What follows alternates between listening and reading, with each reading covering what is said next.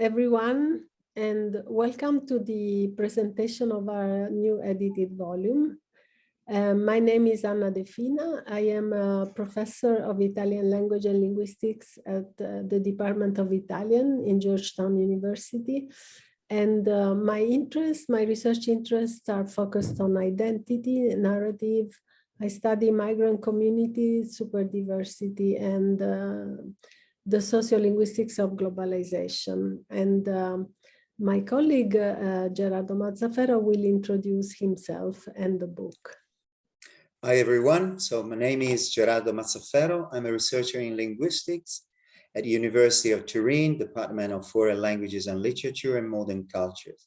So I've carried out research in various fields of sociolinguistics of immigration, mobility and immobility, multilingualism, and translanguaging. My recent publication is Translanguaging as Everyday Practice, published in 2018 by Springer.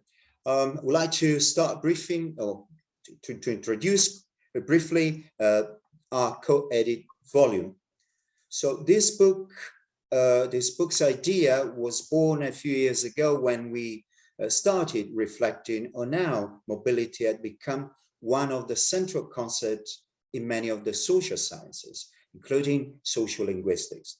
As a consequence of the importance of globalization, so the growing displacement of people across the globe and more pervading presence of the digital media that allow people to transport themselves into virtual spaces and everyday life. So we agree that such stress on mobility has not, however, been accompanied by a corresponding attention to immobility.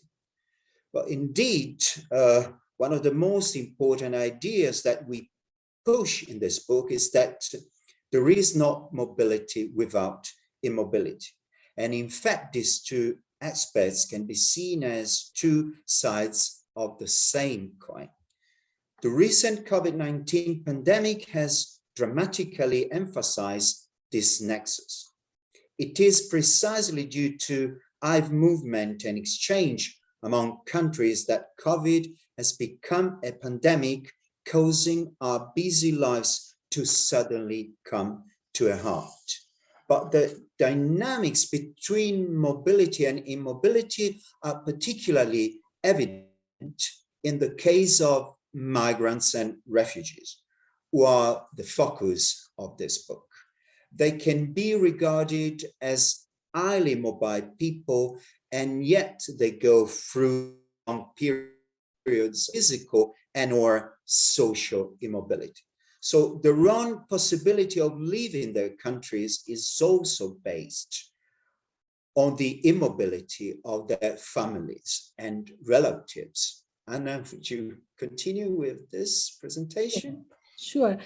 Mobilities and immobilities are regulated by powerful states and nations in ways that always marginalize the poorest and the more discriminated against groups. With this book, we delve into the dynamics between mobilities and immobilities in different areas of the world and among different groups, as is reflected by the fact that contributors to the volume come from a variety of countries, including Australia, Belgium, Ethiopia, Italy, South Africa, Spain, Turkey, and the UK. The contributions are grouped into 4 parts. So in the first part, all the authors focus on the role of language and also languaging practices in immobilizing people, or alternatively in creating opportunities for freedom and development. The second part is focused on ways in which control over migrants and refugees is exerted by states, by bureaucracies, by institutions, by corporations. The chapters in the third part talk about spaces where immobilities are managed and negotiated. These spaces go from refugee camps to beaches where people meet.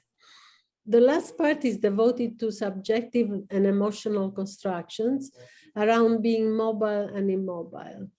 So the volume ends with a postscript by the late Jan Blammert, a great sociolinguist who inspired much of the work represented in the volume and to whom we dedicate it. So we hope that this summary has enticed you to the reading of our book and finding more about these fascinating themes. So thank you very much for listening. Thank you very much. Thank you. Bye.